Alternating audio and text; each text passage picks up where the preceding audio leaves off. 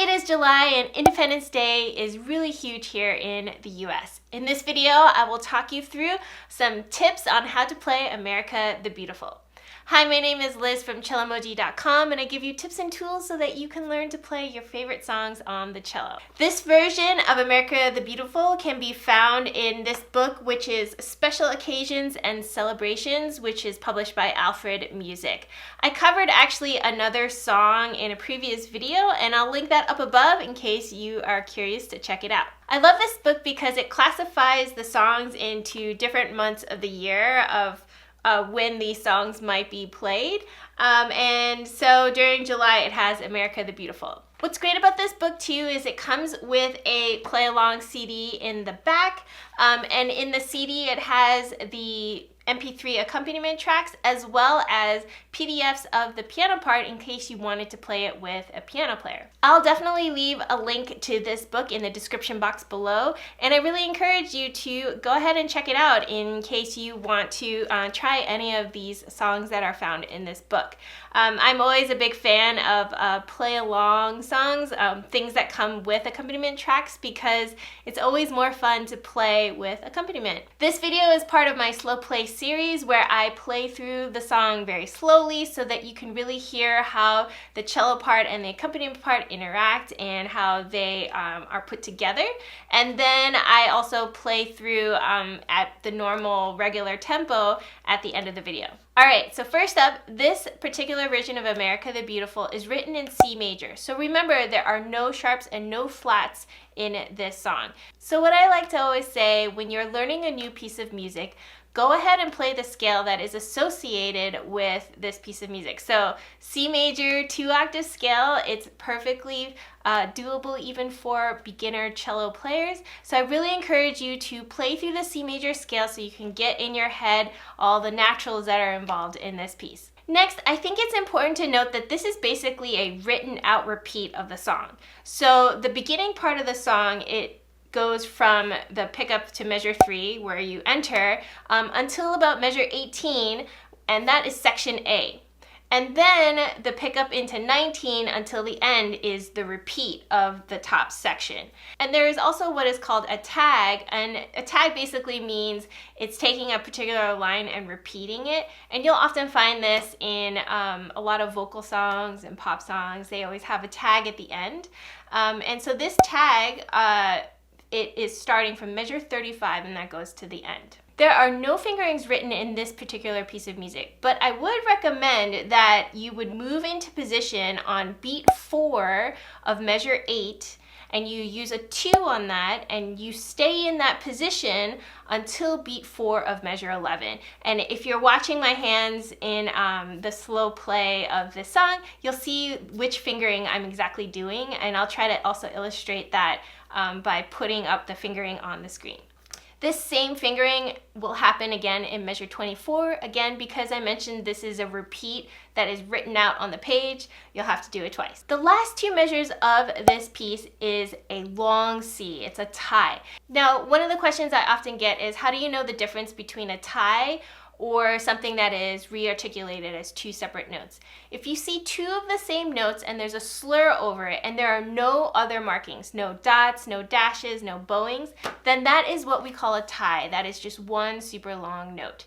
But if you see any type of articulation at all, like a dot, a dash, 2 down bows, 2 up bows, an accent, those are 2 separate notes. And they may be in the same bow, so like 2 down bows in a row, but that will not be one whole long note. So in this case, in this song, this is one super long C at the end of this song. Okay, now just to distinguish the different types of rests that are in this piece of music, the squiggly line means it's a quarter note rest, and here is the black box here, which means it's a whole rest, so that means the entire measure is rest, or 4 beats.